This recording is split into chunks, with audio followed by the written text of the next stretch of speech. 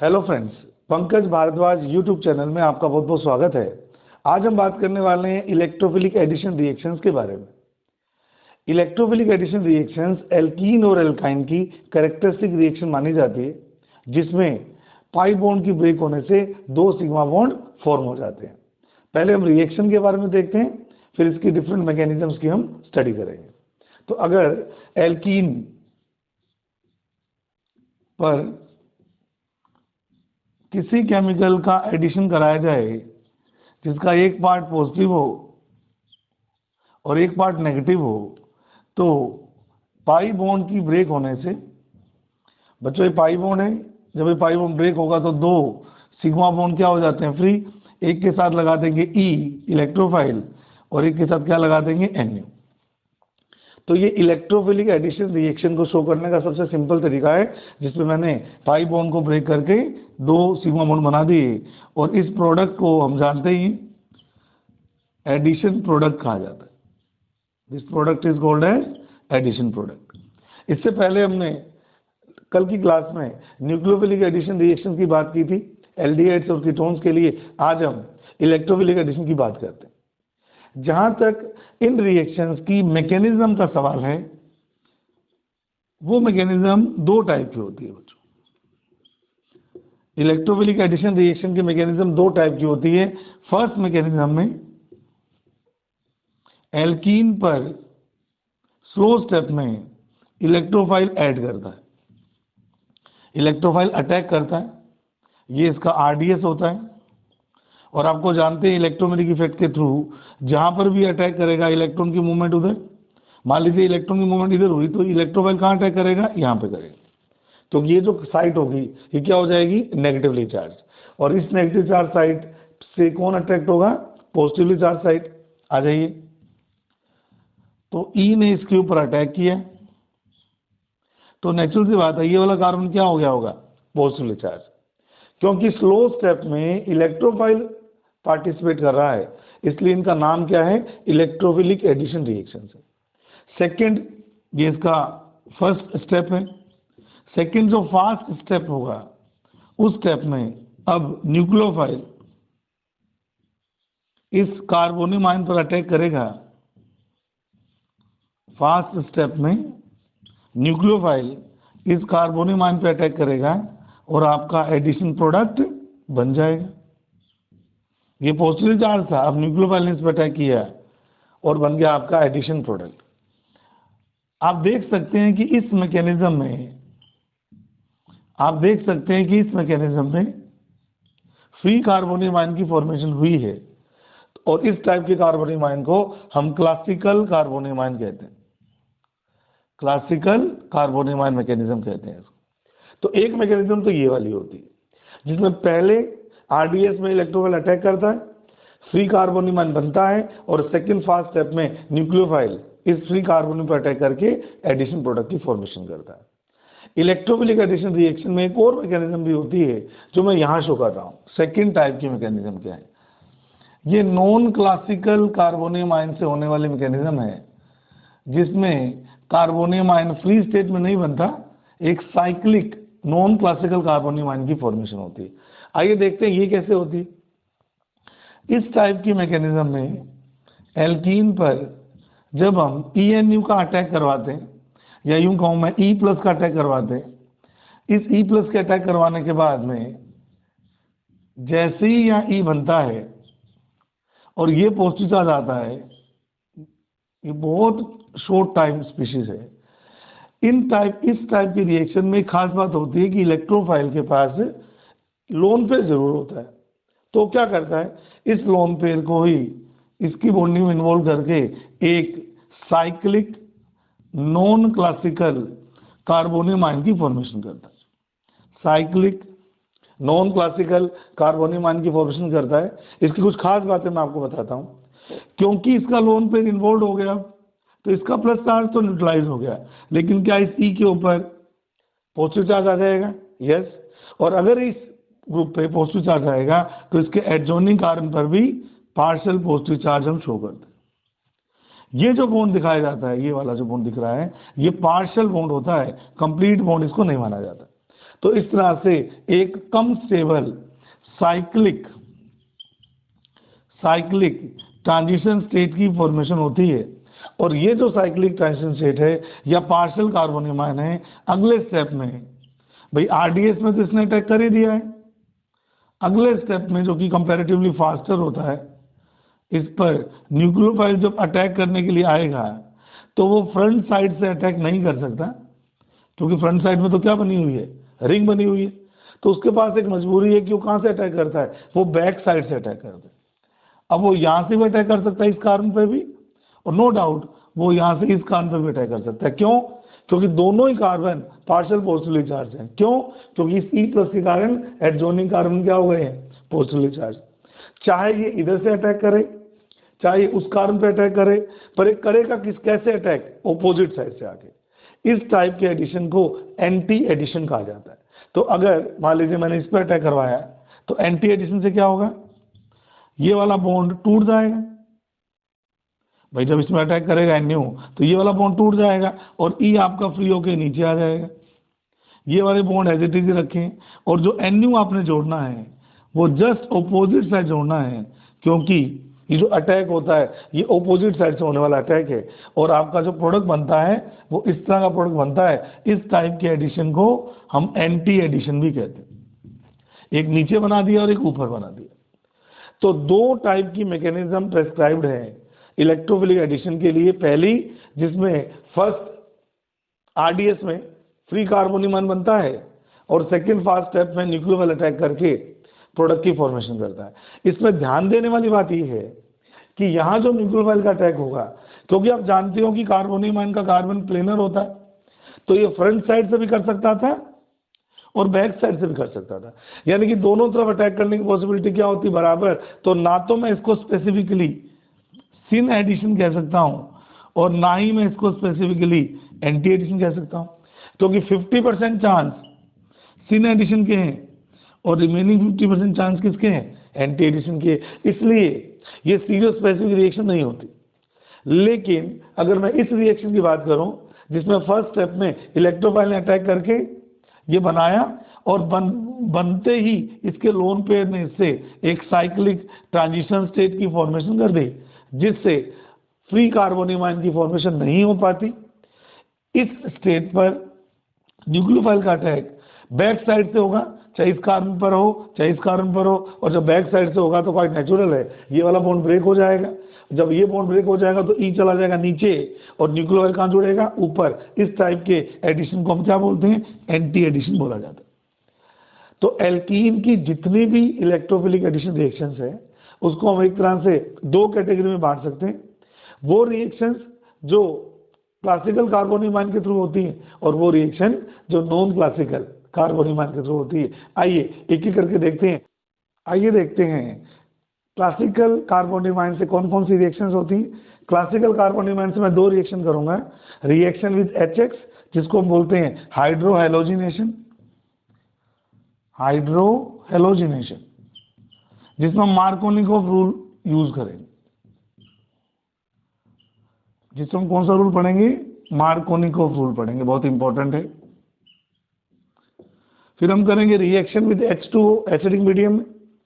Non classical carbonium ion से भी इसकी बहुत इंपॉर्टेंट चार रिएक्शंस होती हैं। एक को बोलते हैं हेलोजिनेशन नॉन पोलर सॉल्वेंट के अंदर, दूसरा हेलोजिनेशन एक्वस सॉल्वेंट के अंदर, जिसमें हम फ्रांसिस एक्सपेरिमेंट स्टडी करेंगे। तीसरा रिएक्शन विद NOCl, टिल्डन्स रिएजन के साथ रिएक्शन। और चौथा पढ़ेंगे OMDM, oxymercuration demercuration. Oxymercuration demercuration में जो प्रोडक्ट बनता है वो एंटी प्रोडक्ट बनता है। और एक स्पेशल मैकेनिज्म पढ़ेंगे HBO मेथड, जिसे बोला जाता है hydroboration oxidation method. First reaction की बात करते हैं, जिसे बोला जाता है रिएक्शन विद HX या हाइड्रोहेलोजिनेशन। इस रिएक्शन में जब हम किसी एल्कीन पर CH3CH double bond CH2 plus HX hydrogen halide की रिएक्शन करवाते हैं, तो दो टाइप के प्रोडक्ट बनने की पॉसिबिलिटी होती है। एक प्रोडक्ट में H कॉर्नर वाले कार्बन पर, X बीच वाले पर, और दूसरे प्रोडक्ट में X कॉर्नर वाले कार्बन पर और H बीच वाले कार्बन पर आता है। दो टाइप के प्रोडक्ट बनते हैं, इनमें भी ये प्रोडक्ट बनता है मेजर और ये प्रोडक्ट बनता है माइनर। अब इसको समझने के लिए हम एक रूल पढ़ते हैं, इसे बोला जाता है Markovnikov rule. Markovnikov rule, Markovnikov rule. ये रूल बड़ा सिंपल है। ये कहता है जब भी किसी अनसिमेट्रिकल एल्कीन पर, अनसिमेट्रिकल का मतलब ये डबल बॉन्डेड कार्बन दोनों एक जैसे नहीं है, इस कार्बन पर 2 H लगे हुए हैं और इस कार्बन पर 1 H और 1 मिथाइल लगा हुआ है। जब भी किसी अनसिमेट्रिकल एल्कीन पर किसी अनसिमेट्रिकल रीजन को एडिशन करवाया जाता है तो मेजर प्रोडक्ट वो होता है जिसमें नेगेटिव पार्ट उस कार्बन से अटैच होता है जिस कार्बन के साथ H कम लगे होते हैं, और पॉजिटिव पार्ट उस कार्बन से अटैच होता है जहां H नंबर ज्यादा होता है। इस रूल को हम क्या बोलते हैं? Markovnikov rule. और ये जो मार्कोनिकोव रूल है, इसको एक्सप्लेन करने के लिए हम इसकी मैकेनिज्म की स्टडी करते हैं और हम देखते हैं कि क्या रीजन है कि नेगेटिव पार्ट उसी कार्बन से लगता है जिस कार्बन के पास H का नंबर ज्यादा होता है। आइए, अगर मैं इस रिएक्शन की मैकेनिज्म देखता हूं तो फर्स्ट स्टेप में प्रोटोनेशन होगा। आप लोग जानते हैं फर्स्ट स्टेप में इलेक्ट्रोफाइल का एडिशन होगा, क्योंकि रिएक्शन सिंपल कार्बोनिक आयन के थ्रू हो रही है, क्लासिकल कार्बोनिक आयन के थ्रू हो रही है, तो कार्बोनिक आयन बनने के दो चांसेस हैं। या तो इलेक्ट्रॉन की मूवमेंट इधर हो जाए, इसको मैं ए मूवमेंट कहता हूं, या पाई इलेक्ट्रॉन की मूवमेंट बी की तरह हो जाए। तो अगर मूवमेंट ए वाली हो जाएगी तो इस कार्बन पर नेगेटिव चार्ज, तो H पॉजिटिव यहां जुड़ेगा। अगर मूवमेंट बी वाली होगी तो इस कार्बन पर नेगेटिव चार्ज आएगा और H पॉजिटिव यहां जुड़ेगा।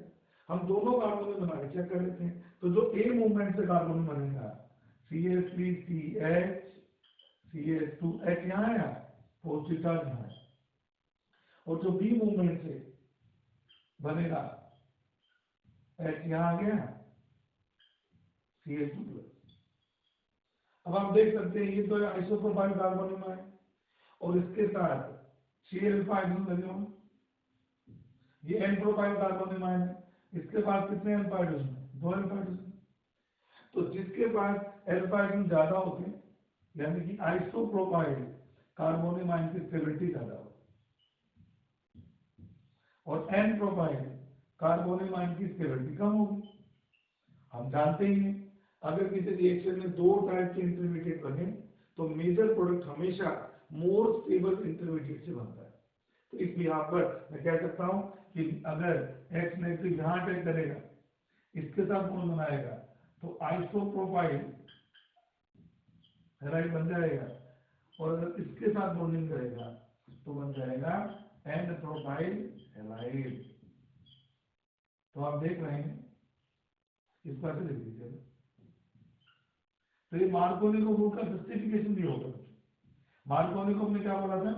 जब भी किसी अनसिमेट्रिकल एल्कीन पर अनसिमेट्रिकल रिएजेंट की रिएक्शन करवाते हैं तो मेजर प्रोडक्ट वो बनता है जिसमें नेगेटिव पार्ट उस कार्बन से अटैच होता है जहां H का नंबर कम होता है, एक ही है, और पॉजिटिव पार्ट उस कार्बन से अटैच करवाना है जहां हाइड्रोजन का नंबर ज्यादा होता है। तो इस रूल को हम बोलते हैं मार्कोनिकोव रूल। नंबर सेकंड ले रहा हूं इसी रिएक्शन का।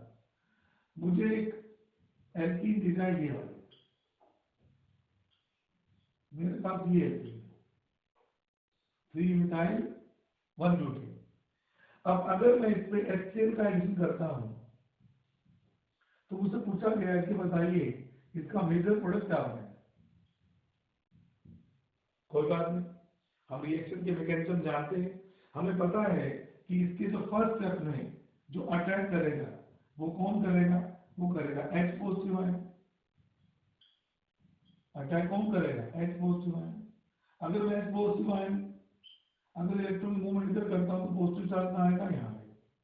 हालांकि मैं उल्टी मूवमेंट कर सकता हूं, पर आप जानते ही हैं जब उल्टी मूवमेंट होगी तो जो कार्बोनियम बनेगा वो ज्यादा स्टेबल नहीं बनेगा, आप जानते हैं। अगर इलेक्ट्रॉन इधर आ जाएंगे तो ये नेगेटिवली चार्ज, तो H यहाँ जुड़ गया लेकिन प्लस चार्ज तो आएगा यहाँ। यहीं से आप बता सकते हैं कि इस फर्स्ट और इस सेकंड कार्बोनियम आयन में ज्यादा स्टेबल कार्बोनिक आयन कौन सा है? फर्स्ट वाला। क्यों? क्योंकि इसके साथ जो अल्फा हाइड्रोजन की संख्या लगी हुई है वो कितनी लगी है? 3 और 1 4। ये 4 अल्फा हाइड्रोजन लगता है कार्बन। इसकी बात करता हूं तो इसके बाद कितने अल्फा हाइड्रोजन है? केवल 2। जो कह रहा हूं अल्फा कार्बन ही एक है, तो इसको मैं लेके चलूंगा आगे, इसको आगे लेके नहीं चलूंगा। इसमें भी एक पॉसिबिलिटी है कि अगर मैं इस H को शिफ्ट कर दूंगा, सॉरी अगर मैं हार्मोनियम से लेके जाना है, इसमें भी एक पॉसिबिलिटी ये है कि अगर मैं इस H को यहां शिफ्ट कर दूं तो क्या ये जो कार्बोनियम बनेगा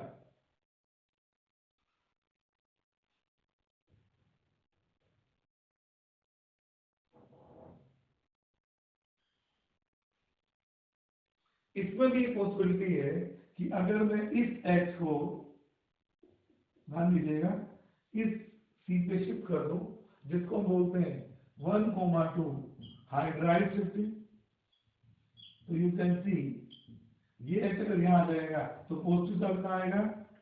इस कार्बन पर, जो कि टर्शरी कार्बन हो, तो यहाँ प्लस आ गया, इलेक्ट्रॉन मूव करके ये CH2 बन गया और CH3। अब आप देखिए इस कार्बन के साथ जो अल्फा जुड़े हुए हैं वो कितने हैं? 8 अल्फा, 3, ये भी alpha carbon, alpha carbon, alpha carbon. तो बताइए इससे ज्यादा स्टेबल नहीं है क्या ये बेस्ट कार्बोनियम है 3 डिग्री? तो अब जो मेजर प्रोडक्ट बनेगा उसके अकॉर्डिंग जो Cl नेगेटिव अटैक करेगा वो इस पे करेगा। तो इसलिए मैं कह सकता हूं कि मेजर प्रोडक्ट जो बनेगा वो बन जाएगा आपका टर्शियरी पेंटाइल क्लोराइड। जो मेजर प्रोडक्ट बनेगा वो कौन सा बनेगा? Tertiary pentyl chloride. ऐसे तो जब भी आपको एल्कीन पे HX को एडिशन करना हो तो क्या करना है? फर्स्ट स्टेप में H+ को अटैक करवाना है। दो पॉसिबिलिटी बनेगी, दो कार्बोनियम बनाना, सबसे ज्यादा स्टेबल वाले को लो और कम स्टेबल को छोड़ दो, और अगर वो कार्बोनियम आयन भी किसी शिफ्टिंग के थ्रू और ज्यादा स्टेबलाइज हो सकता होगा तो वो शिफ्टिंग में जरूर करूंगा, उसको बेस्ट कार्बोनियम आयन में कन्वर्ट करूंगा, और जो फाइनल प्रोडक्ट बनेगा वो आपका ये वाला, तो जो मेजर प्रोडक्ट बनेगा फाइनल वो बन जाएगा tertiary pentyl chloride. Second reaction है बिल्कुल इसकी तरह की, जिसको हम बोलते हैं एसिडिक हाइड्रेशन। तो अगर मैं एसिडिक मीडियम में वाटर ऐड करता हूं तो रिएक्शन बिल्कुल उसी तरह से होती है जिस तरह से आपने अभी वाली रिएक्शन की।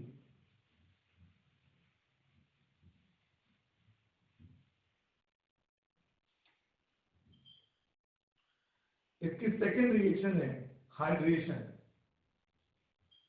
Reaction with water, reaction with water.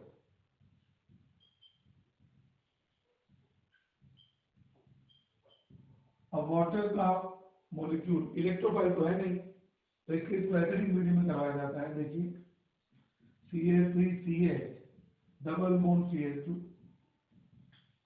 अगर मैं वाटर का एडिशन करवाता हूँ एसिडिक मीडियम में तो जो प्रोडक्ट बनता है बिल्कुल मार्कोनिको रूल के अकॉर्डिंग ही बनता है बच्चों, या H और यहाँ H, यानी कि जो मेजर प्रोडक्ट बनता है वो मार्कोनिको रूल से बनता है।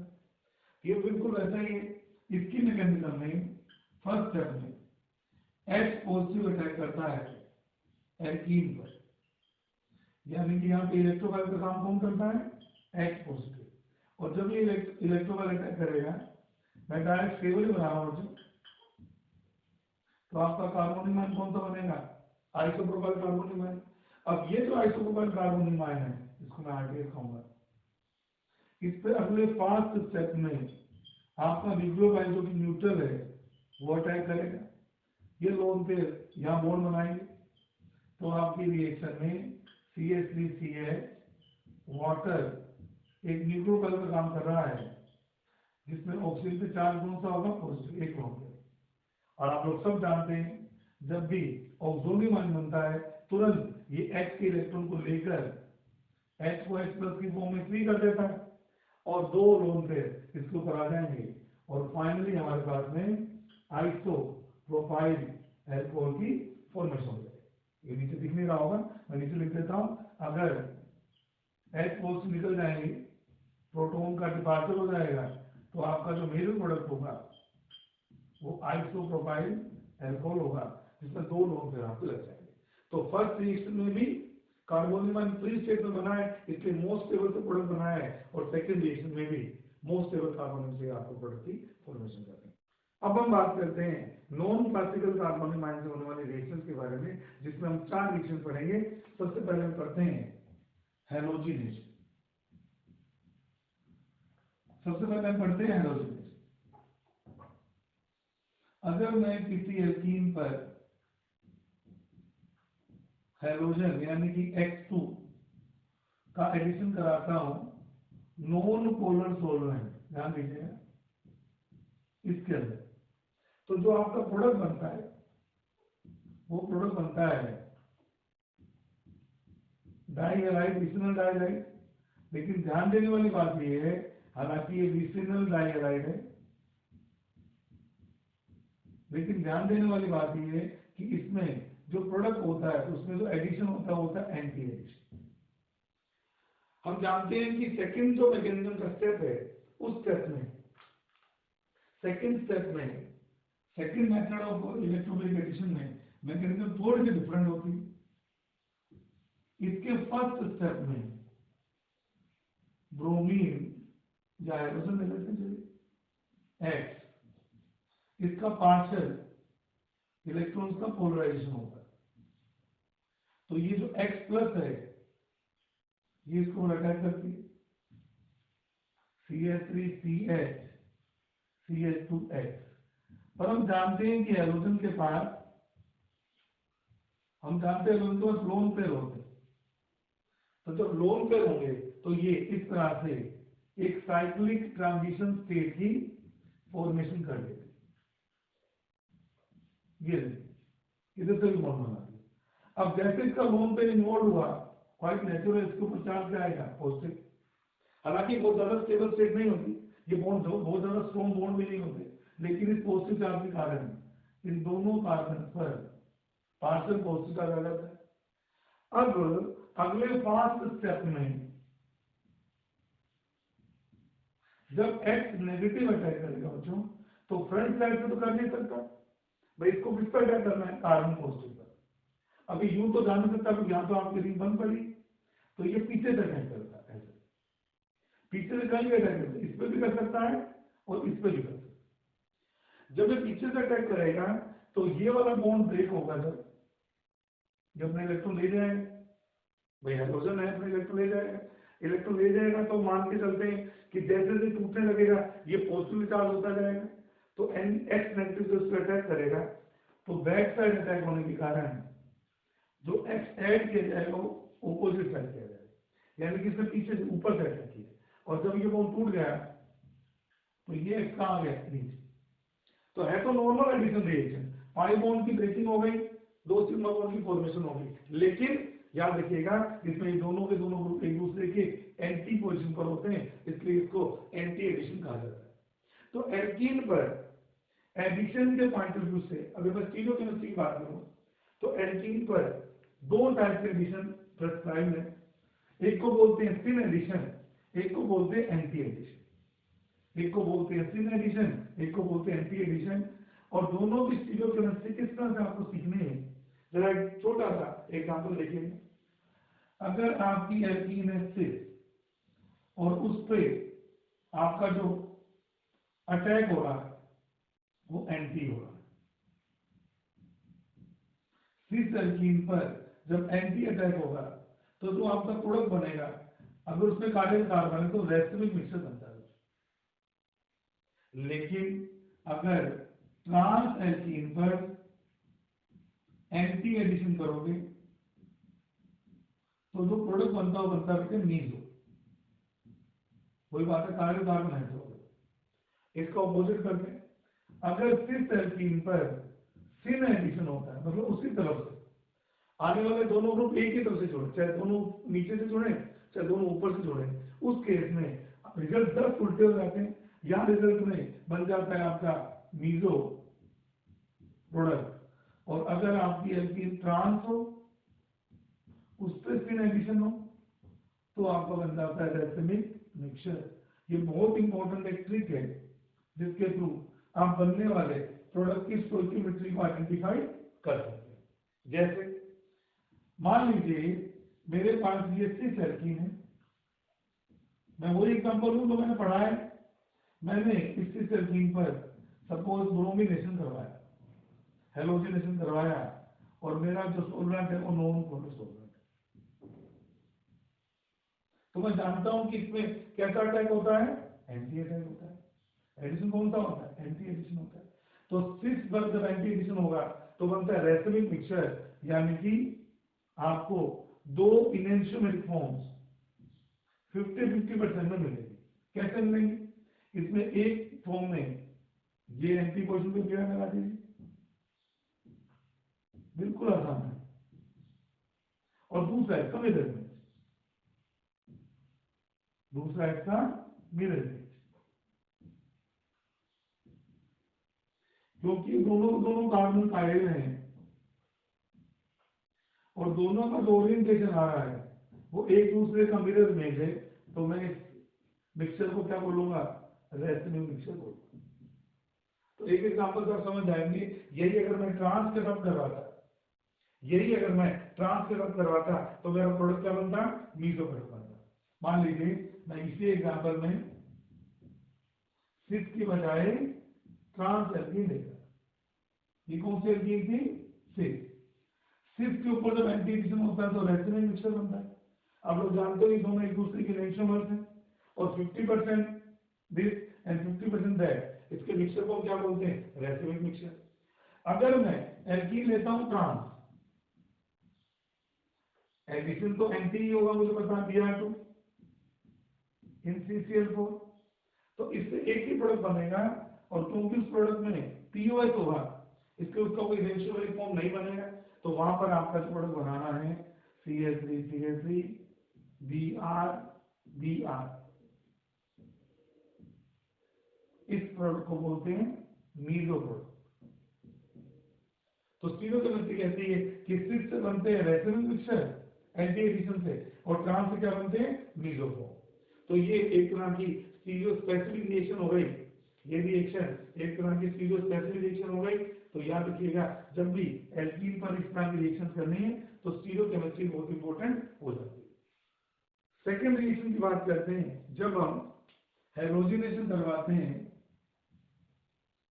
इन वाटर, इसके बाद तीसरे कॉल में करवाया था, हेलोजिनेशन करवाते हैं वाटर। आ जाइए, अगर मैं प्रोपीन पर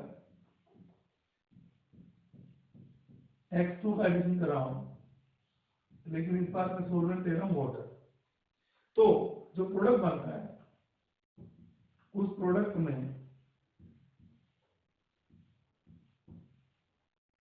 OH और Cl दोनों आते हैं, और ये दोनों एक दूसरे की एंटी पोजीशन पर होते हैं। ये दोनों एक दूसरे क्या होते हैं, एंटी पोजीशन। क्या फर्क है, पिछली बार सीक्वल को सोल्वेंट लिया था तो दोनों तो हाइड्रोजन आए थे एंटी पोजीशन पर। इस बार अगर वाटर में लेते हो तो दूसरा हाइड्रोजन नहीं आता, दूसरा कौन आता है, वाटर। इस रिएक्शन को समझने के लिए इसकी मैकेनिज्म की बात करते हैं। आ जाइए, फर्स्ट स्टेप में पिछली बार की तरह X2 अटैक करेंगे, और मैं डायरेक्टली लिख दूं, अगर आपको बताइए ये वाली फॉर्म बन जाएगी, बनेगी कि नहीं बनेगी। सेकेंड स्टेप में वाटर एज ए न्यूक्लियोफाइल इस पर अटैक करता है, और वाटर जब एज ए न्यूक्लियोफाइल अटैक करेगा तो वही बात वापस हो जाएगी। यहां लिख देंगे OH2 प्लस, और ये बॉन्ड ब्रेक हो कैसे आ जाएगा। अगले स्टेप में डीप्रोटोनेशन के थ्रू CH3CH CH2X और OH, इस तरह से एंटी पोजीशन पर OH और X दोनों आ जाते हैं। अब आप लोग पूछेंगे कि सर न्यूक्लियोफाइल तो इजीली अटैक कर सकता है, वाटर का ही आपने मेजर प्रोडक्ट क्यों बनाया, इसको हाइपो हैलाइड आयन से भी करवा सकते हैं।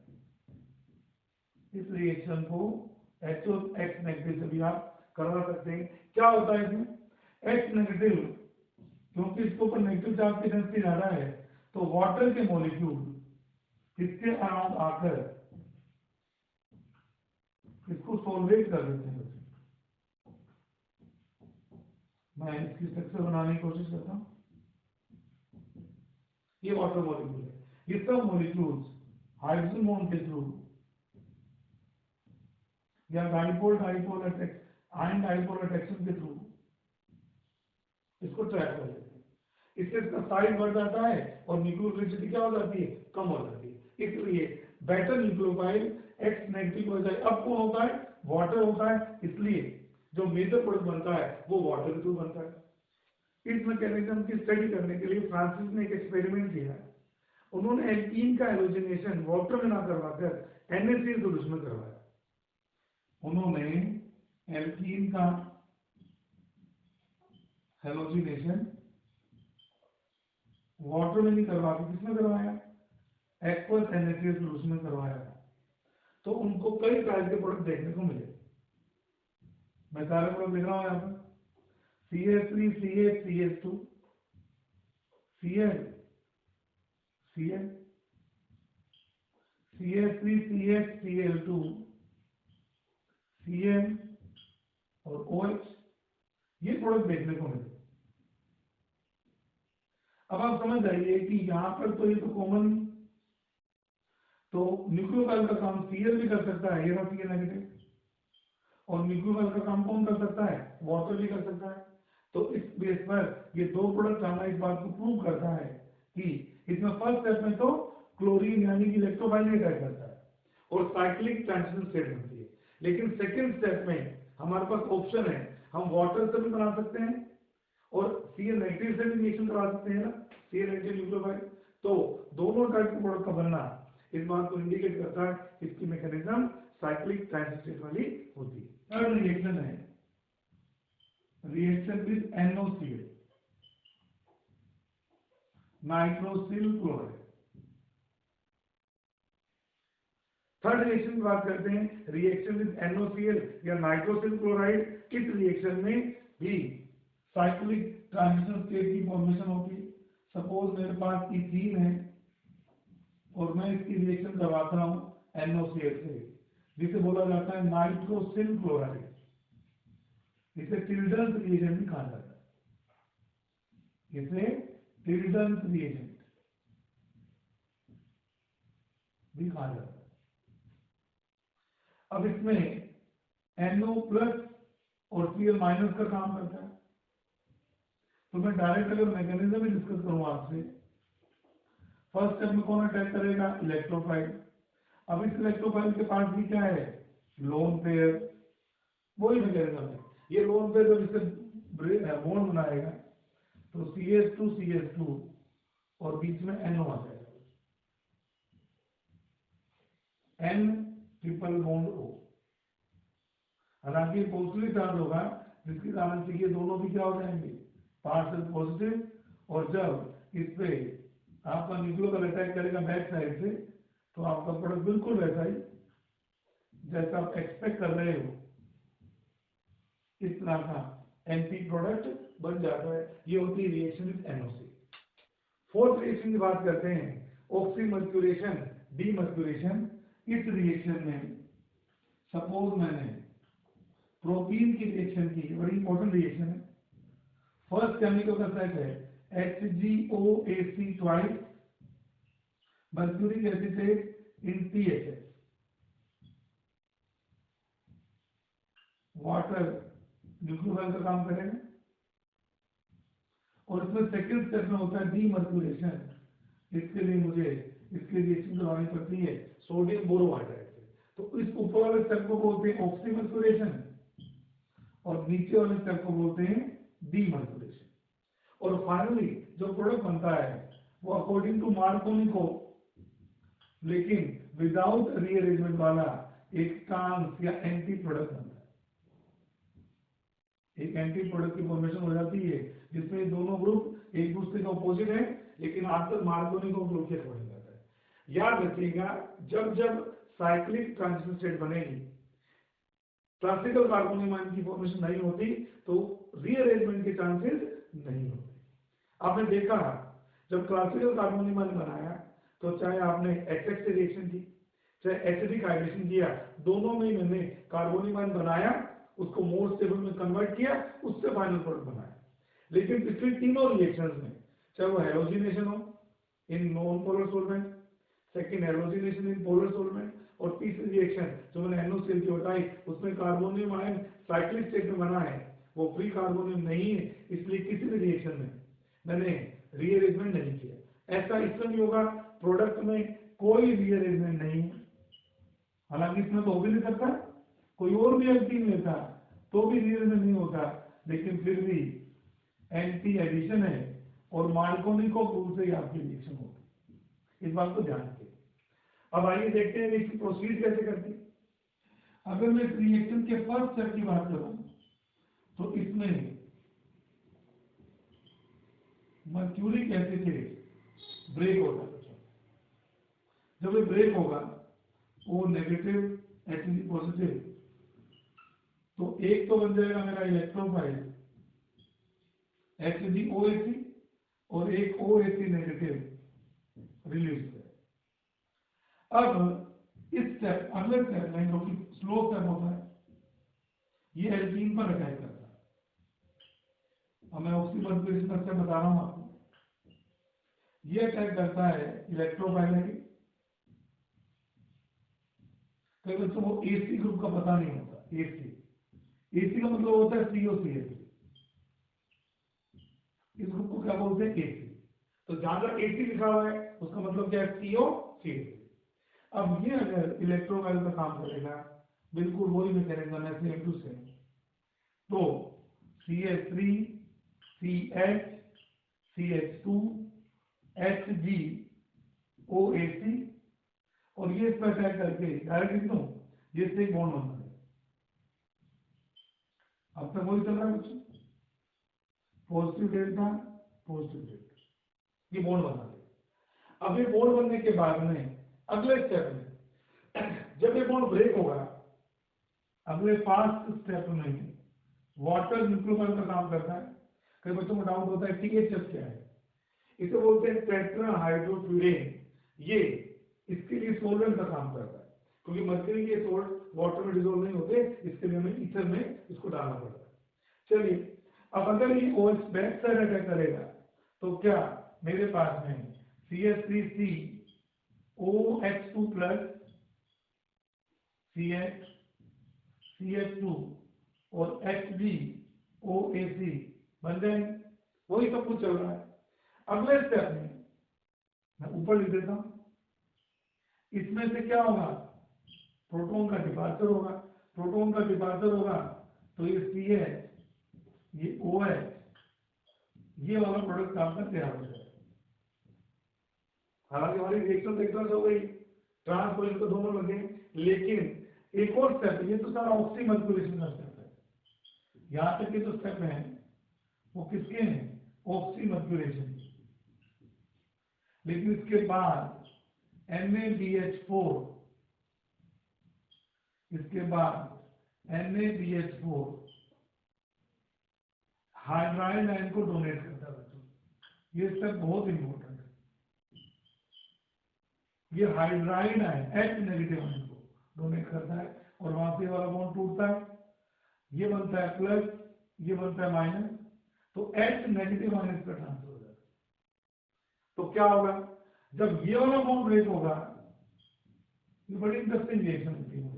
जब ये वाला बॉन्ड ब्रेक होगा तो ये नेगेटिव की फॉर्म में निकलेगा, ये बनेगा पॉजिटिव। जब ऊपर वाला बॉन्ड ब्रेक होगा तो ये नेगेटिव, तो ये एक्चुअली न्यूट्रल यानी कि मर्क्यूरी एटम की फॉर्म में बाहर निकलेगा, और H नेगेटिव के जुड़ने के कारण आपके पास में CH3 CHOH CH2H इस तरह का प्रोडक्ट बनता है, और साथ में कौन निकल जाएगा बाहर, मर्क्यूरी आपकी बाहर निकल जाएगी और OAc नेगेटिव भी आपका बाहर निकल जाएगा। ये रहा OAc नेगेटिव मर्क्यूरी, और ये प्रोडक्ट बन जाएगा। याद रखिएगा इसमें ये जो H आता है ये सोडियम बोरोहाइड्राइड से आता है, ना कि वाटर से आता है। तो अगर कोई मेरे को पूछे इस रिएक्शन में कि बताइए CH2 double bond CH2 plus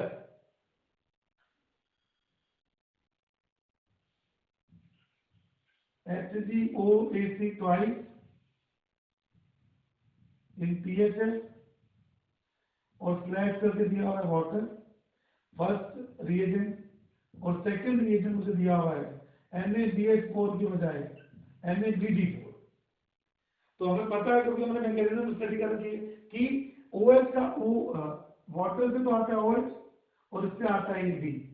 तो जो आपका प्रोडक्ट बनेगा आप समझ सकते हैं उसमें यहाँ तो लगेगा D और यहाँ लगेगा OH। तो वाटर से तो OH आता है और NaBH4 से D आता है। ये बात भी बहुत इंपॉर्टेंट है जो आपको याद होनी चाहिए। तो इस तरह से आज की वीडियो में हमने एल्कीन की इलेक्ट्रोफिलिक एडिशन रिएक्शन को पढ़ा। मेनली दो टाइप में बांटा, एक स्पेशल टाइप अलग से वीडियो बनाऊंगा उस पर। क्लासिकल कार्बोनिक एमाइन से दो रिएक्शन थी, HH के साथ में और acidic hydration. Non classical carbonium ion के साथ चार रिएक्शन थी, halogenation in non polar solvent, halogenation in water, NOCl addition और OMDN ऑक्सीमर्क्यूरेशन डीमर्क्यूरेशन। इन लास्ट की चारों रिएक्शन में क्या कॉमन फीचर्स थे? फ्री कार्बोनिक एमाइन की फॉर्मेशन नहीं होती, इसलिए रीअरेंजमेंट भी नहीं होती, साइक्लिक ट्रांजिशन स्टेट बनती है और आने वाला न्यूक्लियोफाइल बैक साइड से अटैक करता है। इस कारण से इन एडिशंस को एंटी एडिशन कहा जाता है। तो अगले वीडियो में हम हाइड्रोकोलेशन ऑक्सीजन की बात करेंगे। तब तक के लिए आप वीडियो को लाइक कीजिए, सब्सक्राइब कीजिए चैनल को अगर नहीं किया है तो, और इसको ज्यादा से ज्यादा नंबर में शेयर कीजिए। Thank you so much.